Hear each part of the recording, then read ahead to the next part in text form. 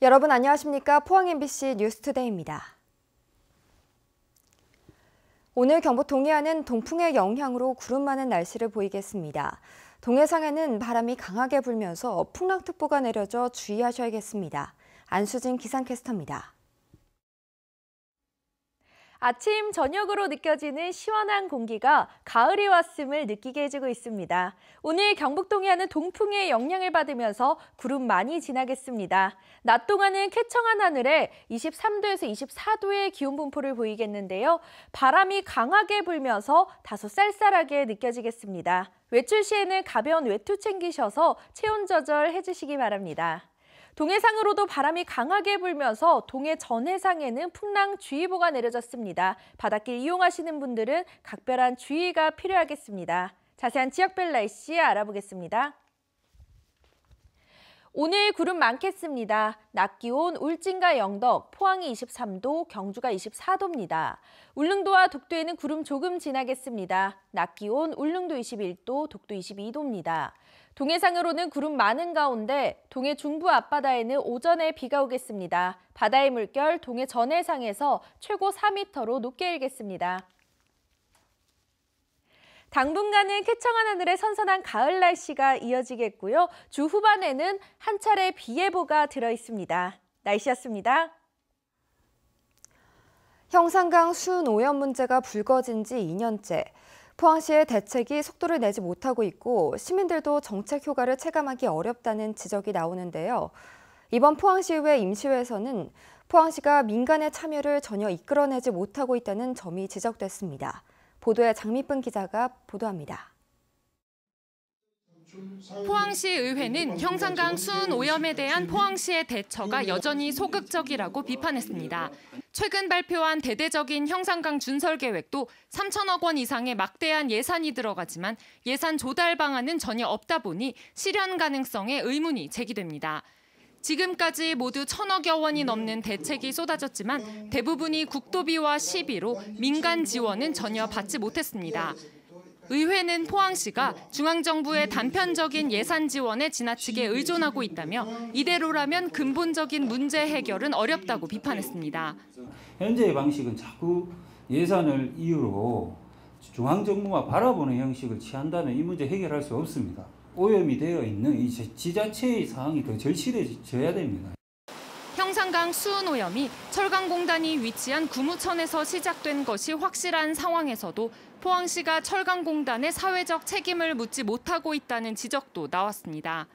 기업이 오히려 적극적으로 이러한 문제를 오히려 더 솔선수범해서 움직여야 되고 때로 필요할 경우에는 생태 복원이든 할 수 있는 환경기금 조성에도 구체적으로 좀 뛰어들어야 된다.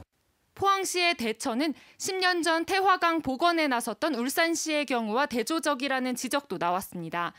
울산시는 태화강을 구간별로 나눠 공단 업체들이 책임지도록 하는 등 민간의 다양한 참여를 이끌어냈다는 평가를 받았습니다. 포항시는 뒤늦게 산업공단 등의 민간 참여를 유도할 수 있는 산단 협의체 구성을 추진하고 있다고 밝혔습니다. 기업체에서 소속되어 있는 만큼 거기에 참여를 하고 노력해 주는 부분인데 그 부분은 또 기업체들과 저희들이 협의를 해서 그렇게 방향으로 갈 수 있도록. 하지만 이번에 만들어지는 민관 협의체가 실질적인 성과를 내지 못하고 또다시 구색 맞추기에만 머문다면 형산강 수은 문제 해결은 더 어려워질 것이란 지적입니다. MBC 뉴스 장미쁨입니다. 올해 여름 폭염과 폭우 피해로 추석 차례상 차림 비용이 지난해보다 늘 것으로 보입니다. 한국농수산식품유통공사는 지난해 5일을 기준으로 올해 추석 차례상 차림 비용은 전통시장은 23만 2천 원, 대형 유통업체는 32만 9천 원이 들 것으로 예상했습니다. 이는 지난해보다 각각 6.9%, 4.9% 상승한 수준입니다. 품목별로 보면 쌀과 무, 시금치, 밤, 사과 등 가격이 큰 폭으로 올랐습니다. 농수산식품유통공사는 봄철 이상저온과 여름철의 이례적인 폭염, 국지적 호우가 겹치면서 일부 품목의 생산량이 줄어 가격이 오른 것으로 분석했습니다. 포항시 청하면 이가리 주민 100여 명은 어제 마을 공동묘지와 무연고 묘지 250여 기를 벌초하는 행사를 진행했습니다. 마을 주민들과 출향민들은 34년째 함께 모여 추석 명절을 앞두고 마을에 산지한 묘지를 벌초하고 있으며 부녀자들은 점심을 준비해 벌초 후 식사를 함께하며 정을 함께 나누고 있습니다. 영덕군의 교통행정에 문제가 잇따르고 있습니다. 법인 택시의 불법 지입에 대해 대법원이 지난해 말 유죄 판결을 내렸지만 이를 모르고 있다가 뒤늦게 면허 취소 등 행정 절차를 밟고 있습니다. 또 버스 회사의 보조금 부정 사용 사실을 확인하고도 고발은커녕 환수 의지조차 보이지 않아 결국 경찰이 수사를 하고 있습니다. 한기미 기자가 보도합니다. 법인 택시 면허를 받은 영덕택시는 2년 전 불법 지입과 유가보조금 부당 수령 혐의로 검찰에 기소돼 지난해 말 대법원에서 법인 대표와 지입 차주들에게 벌금형이 확정됐습니다. 지입죄는 무자격 기사에 의한 사고나 범죄 우려가 있고 운송 수입을 지입 차주들이 관리하기 때문에 세금 포탈 가능성도 있어서 법으로 금지하고 있습니다. 실제로 영덕택시가 법인 차고지라고 신고한 곳에는 반드시 갖춰야 하는 정비와 세차 시설은 없고 대기해야 하는 부재 택시도 찾아볼 수 없습니다. 대법원 판결에 따라 영덕군은 면허를 취소하고 그동안 지급해온 수천만 원의 유가 보조금을 환수해야 하지만 6개월이 넘도록 이 사실을 까맣게 모르고 있다가 최근에야 행정 절차를 밟기 시작했습니다. 사실 행정에서 좀 그런 걸 좀 일찍 파악을 해야 되는데 그쪽에만 의존하다 보니까 그리고 또 뭐 이사 이동되고 뭐 사실 행정에서 좀 많이 했지. 영덕버스는 도비와 군비로 연간 17억 원씩 지원받아온 보조금을 부정하게 사용해오다 적발됐습니다. 영덕군의 지난해 말 감사 결과 2016년 한 해에만 2억 원이 부적절하게 사용된 것으로 나타났습니다. 차량 정비 1억 5천만 원, 접대비 2,400만 원, 심지어 소모품인 장갑 구입에 588만 원을 쓰고 식당 영수증을 첨부했습니다. 영덕군은 오랜 의혹을 방치해오다 버스 노조의 끈질긴 요구에 1년치에 대해서만 감사를 했고 위법을 확인하고도 고발은커녕 환수조차 하지 않아 결국 노조 측의 고발로 경찰이 수사하고 있습니다. 1년치에 대해서 감사를 해도 이렇게 비리가 많은데 대표 이사께서 재직 기간이 한 18년 정도 되는데 최하 5년 정도는 보조금에 대한 감사를 해야 되지 않나. 영덕군의 교통행정이 이 지경이 된 데는 무엇보다 단체장의 책임이 크고 예산을 감시해야 하는 군의회도 자유로울 수 없습니다. MBC 뉴스 한기민입니다. 중동호흡기 증후군 메르스 환자가 3년여 만에 국내에서 다시 발생함에 따라 경북도가 비상대응체계를 가동했습니다.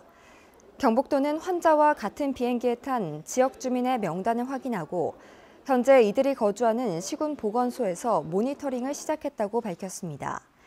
또 각 지역의 보건소 방역기관과 함께 메르스 대책반을 구성해 운영에 들어갔으며 메르스 유사 증상이 관찰될 경우 즉각 신고와 격리 조치하도록 했습니다. 하반기 대졸자 공채가 시작됐습니다. 당연히 치열한 경쟁을 뚫어야 취직이 되는데 이젠 인공지능 AI 시험관을 통과해야 취직이 되는 시대가 됐습니다. 지원자의 4분의 3을 AI가 걸러내는 곳을 윤영균 기자가 취재해봤습니다. 저는 하반기 공채를 하고 있는 한국정보화진흥원에 나와 있습니다. 지금은 서류 전형을 통과한 1,100여 명을 320명으로 압축하고 있는데요. 그 압축하는 과정을 AI, 즉 인공지능이 하고 있습니다. AI 전형은 이렇게 카메라와 마이크가 있는 컴퓨터에서는 어디서라도 할 수 있는데요. 그럼 실제로 AI 전형이 어떻게 진행되는지 제가 한번 해보도록 하겠습니다. 수험 번호를 넣으면 얼굴과 음성 인식을 하고 가이드선 안에 얼굴을 위치시키고 아래 문장을 소리내어 읽어주세요. 컴퓨터에 자기소개를 합니다. 자기소개를 해주세요. 안녕하세요. 한국정보화진흥원에 입사를 하려고 하는 윤영균입니다. 간단한 설문으로 시작하다가 까다로운 선택을 해야 할 때 어떤 결정을 내릴지 심층 면접도 이루어집니다. IQ 테스트 같은 게임 형식의 문제까지 풀면 1시간이 지나갑니다. 이동안 인공지능은 지원자의 표정과 맥박, 목소리 높이와 크기, 속도를 분석합니다. 또한 지원자가 가장 많이 사용한 단어를 분석해 가장 적합한 지원자를 골라냅니다.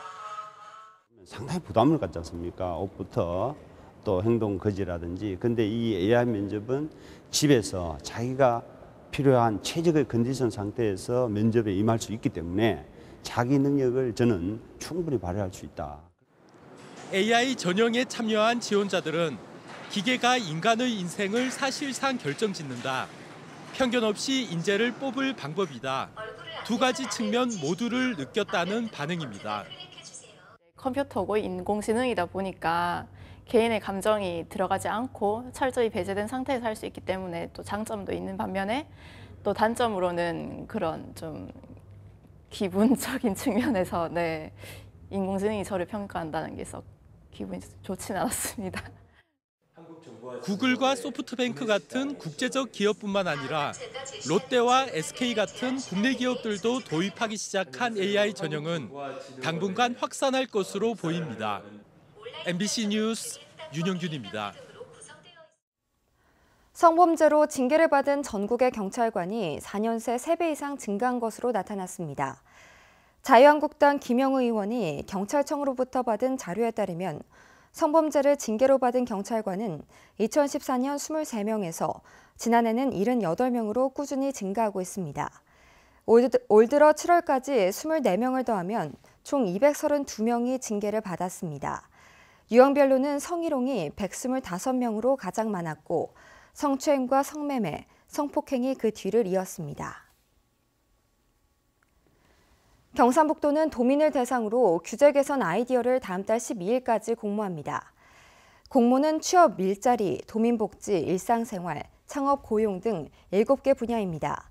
경상북도는 연말까지 우수 제안을 심사해서 대상 2명에게는 200만 원씩을 수여하고 선정된 규제는 중앙부처와 협의해 적용해 나갈 계획입니다.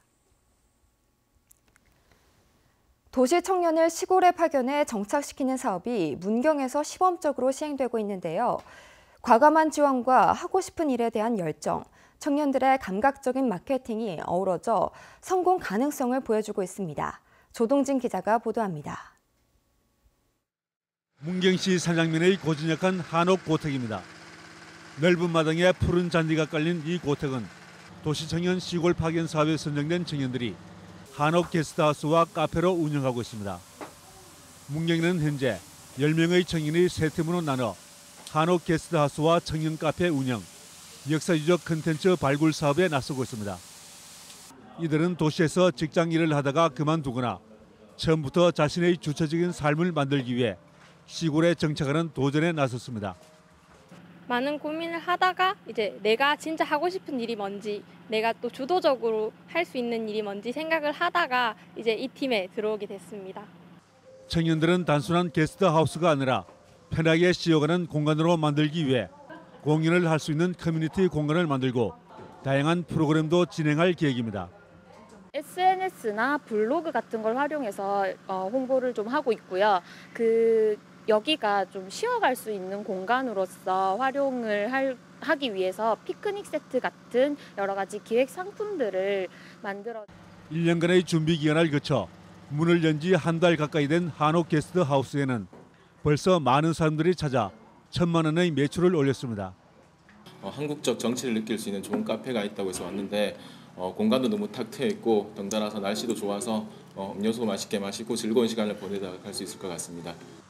경상북도의 도시청년 시골 파견 사업에 발맞춰 문경시도 한옥을 리모델링에 임대하는 등 적극적인 사업 지원에 나서고 있습니다.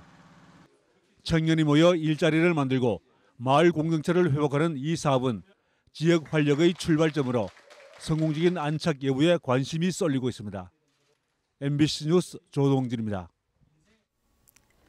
울진군도 올 하반기에 전기자동차 5대를 보급하기로 하고 오는 17일부터 21일까지 구매 보조금 신청을 접수합니다. 신청 자격은 울진군에 주소를 둔 주민이나 법인, 기업체로 구매 보조금은 차종에 따라 최대 1,800만 원으로 출고 등록 순으로 지원되며 신청 접수일로부터 2개월 이내에 출고돼야 합니다. 포항시의 한 해 예산이 처음으로 2조 원을 돌파했습니다. 포항시의회는 지난주 253회 임시회에서 기존의 예산보다 964억 늘어난 2조 437억 원 규모의 2회 추경 예산안을 의결했습니다.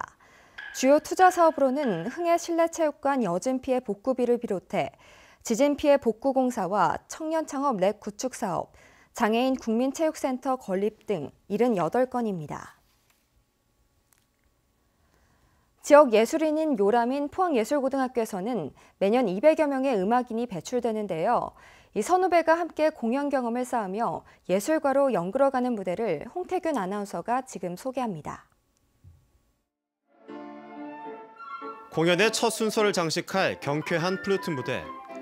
전국 유수의 콩쿠르에서 두각을 나타내며 함께 플룻을 공부하는 예고 2학년 친구들입니다.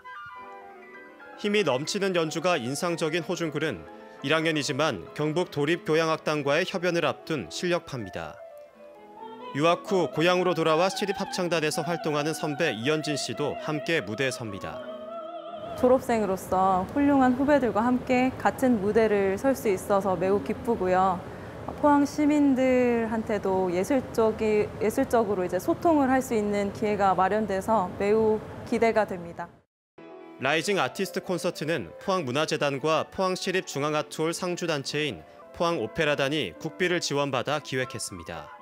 지역에서 배출한 포항예술고 졸업생들을 무대에 세우고 그리고 또 재학생들도 전국 콩쿠르에서 입상한 학생들이 굉장히 많이 있습니다. 그래서 선배 후배들이 어우러진 그러한 무대를 이렇게 라이징 스타라는 이름으로 만들었습니다. 지역 출신의 신진 예술가를 발굴하고 청년 음악도에게 무대를 제공하기 위한 이번 공연은 올해 총 4회에 걸쳐 진행됩니다. 이어서 이번 주 볼만한 공연과 전시 소식입니다. 제1회 경상북도 사진대전 초대작가회원전이 포항문화예술회관에서 열리며 최성환 초대전이 경주 라우갤러리에서, 뮤지컬 시카고가 포항문화예술회관 대공연장, 2시의 콘서트 더 톤즈5는 경주 예술의 전당 화랑홀에서, 포항호텔 아트페어가 베스트 웨스턴 포항호텔에서, 제12회 신라국제학술대회 신라의 식문화가 경주 교원드림센터 대강의실에서 펼쳐집니다. MBC 뉴스 홍태균입니다. 포스텍은 올해도 무학과 단일 계열로 신입생을 모집합니다. 무학과 단일 계열로 입학한 학생들은 입학 후의 특정 시점부터 자신의 전공학과 선택이 가능하며 창의 IT 융합공학과를 제외한 모든 학과를 선택할 수 있습니다. 모집의 인원은 일반 전형 300명, 창의 IT 인재 전형 20명 등 320명이며 전형 방법은 서류와 면접으로 100% 선발합니다. 영덕군 강광 일대 50천 하구를 횡단하는 국가지원 지방도의 미개설 구간인 강구대교 건설 사업이 본격적으로 추진됩니다. 국토교통부는 482억 원을 들여 강구면 3사 5포리와 강구 4리를 연결하는 길이 500m의 다리와 1km의 연결도로를 건설하기로 하고 실시 설계가 끝나는 대로 내년 하반기에 착공하기로 했습니다. 영덕군은 강구대교가 건설되면 강광 일대의 상습적인 교통정체가 해소되고 해상대교의 특성상 새로운 관광명소로 인기를 얻을 것으로 기대하고 있습니다. 사계절 복합체험문화공간인 경주 동궁원이 어제 개장 5주년을 맞이한 가운데 관람객 200만 명을 돌파했습니다. 지난 2013년 9월 10일에 개장한 경주의 동궁원은 체험학습장과 힐링 공간으로 자리를 잡으면서 경주의 관광 상품을 다양화하는 데 기여했다는 평가를 받고 있습니다. 경주시는 개장 5주년을 기념해 신라 고추대 퍼레이드를 하고 200만 번째 고객에게 꽃 목걸이와 기념품을 전달하며 축하했습니다. 택시와 버스 같은 대중교통에 있는 블랙박스를 활용해 교통법규 위반 차량을 단속합니다.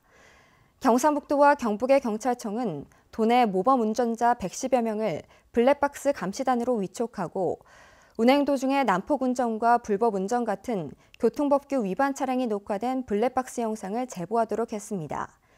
경찰은 영상을 분석해 위반 사항이 확인되면 법규에 따라 처벌하는데 운전자들이 경각심을 갖게 돼 교통 안전 문화가 자리를 잡는 데 도움을 줄 것으로 기대하고 있습니다.